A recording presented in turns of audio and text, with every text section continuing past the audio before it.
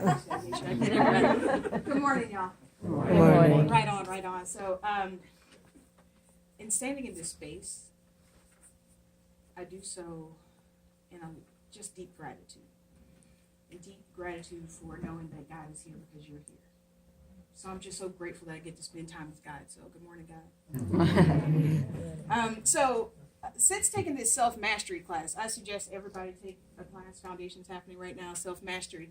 I realize not that I have lack of self-mastery, but things that I need to master more is coming up in a number of different ways. And so as things are coming up and I'm processing and unpacking, it started to become almost like a dark night of the soul, right? But it wasn't a dark night of the soul in the sense of like, scary shadows and the sort. It was a dark night of the soul with the full moon, right? If you've grown up in the country or have ever gone camping and things like that during the full moon, yes, it's dark, but then not too long, your eyes get acclimated. You start to see things even more vividly than when the lights are on, when the sun is shining, right? There's a new life.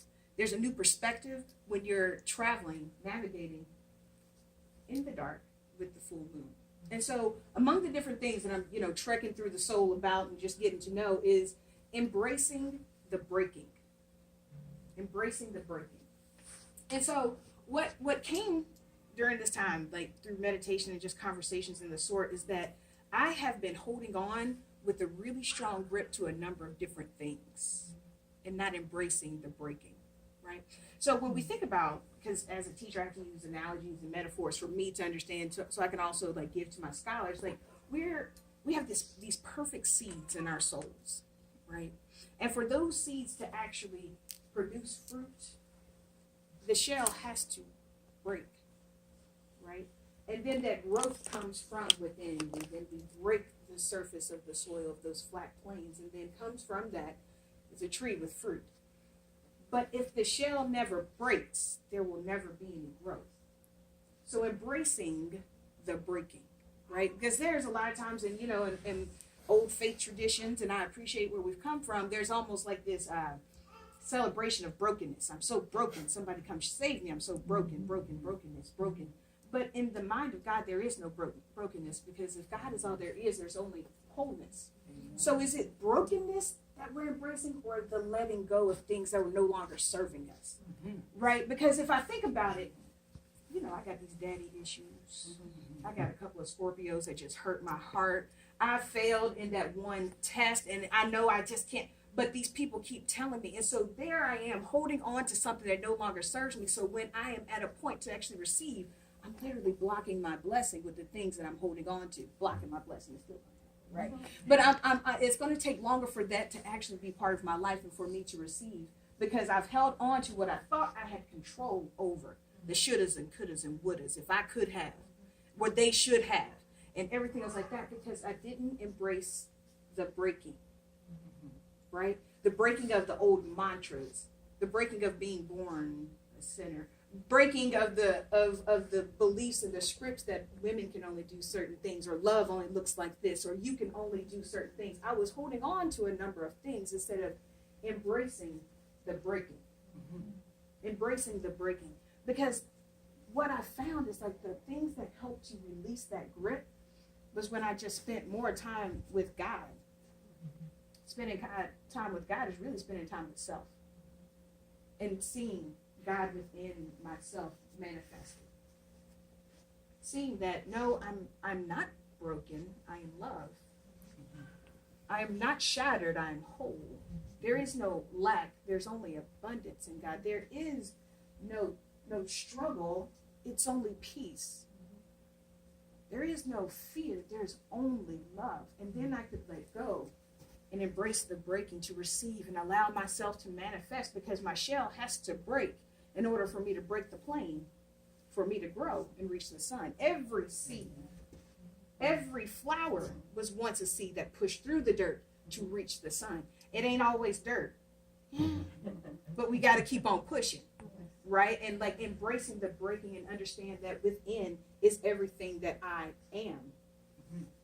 Within is everything that I am. So there's no looking for like, well, if I find this one person I can walk with, and then I can finally be happy and love, but you have everything that you need. I've never known of an apple tree go somewhere else and say, can you give me the red pigment to make my apples red? The apple tree just produces, right? I've never known an eagle to ask someone, how do I then fly? It just is. So everything that we think that we don't have, or we think that we need, or the things that we're holding on to, we can release and embrace the breaking, because everything that I am is right here in this seed of my consciousness. And we have an opportunity to cast out so many different seeds. What are you going to be producing? What are you going to allow to go into the consciousness of the universe, of spirit, to then become fruit? Because everything will become fruit. You might get a bitter melon if you're putting out bitter stuff, right? Or you can get the sweetness that is God, that is love, that is life. When you focus on those things, you are planting these seeds, and soon you will see the plane break with whatever fruit that you have put your intentions into. That is what is going to break the plane and then produce. So what are we holding on to? And what are we putting into that conscious universe? What are we feeding with our thoughts? Because either way, whatever we put out, we're going to nurture. We're going to nurture it one way or another. We can nurture it with negativity and then produces this negative, toxic fruit.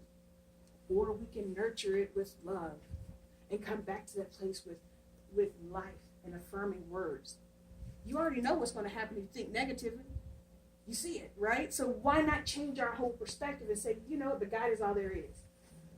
T-Mobile bill came, and God is all there is.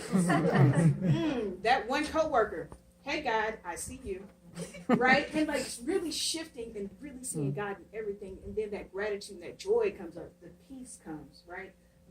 If you go back into you know certain texts, it would say the fruit of the Spirit, right? And so, what are we consciously putting into the universe, into our conscious garden? And what do we need to embrace the breaking of in order for us to actually till the things that we want to produce in our lives? And so that's where I am. I'm still trying to break, Lord, dirt pushing. And so all that to say, like, God is all there is, and like so it is. Yes. That's it. So embrace the breaking.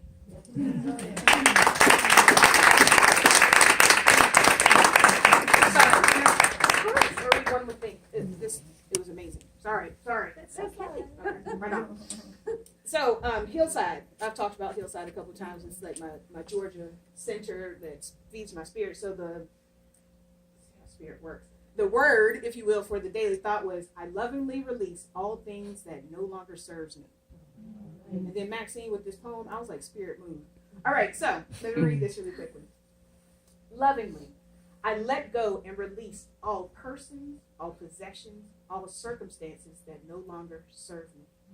Lovingly, I let go and release past hurts, wounds, and resentments. Lovingly, I forgive myself for unkind thoughts, words, and deeds that I have used against myself and others. I start this day with a clean slate, with a clean mind, and with a gentle heart. I lovingly release all relationships that are no longer beneficial to my spiritual growth and well-being. For the highest and greatest good of all, I release possessions I no longer use or cherish. I pass them on to bless someone else, and I appreciate the joy they brought me. I lovingly release all emotional baggage I have been carrying around, whether for a minute or for years. I release it. I let it go. Thank you, love, in me, through me, as me. And so it is. So it is.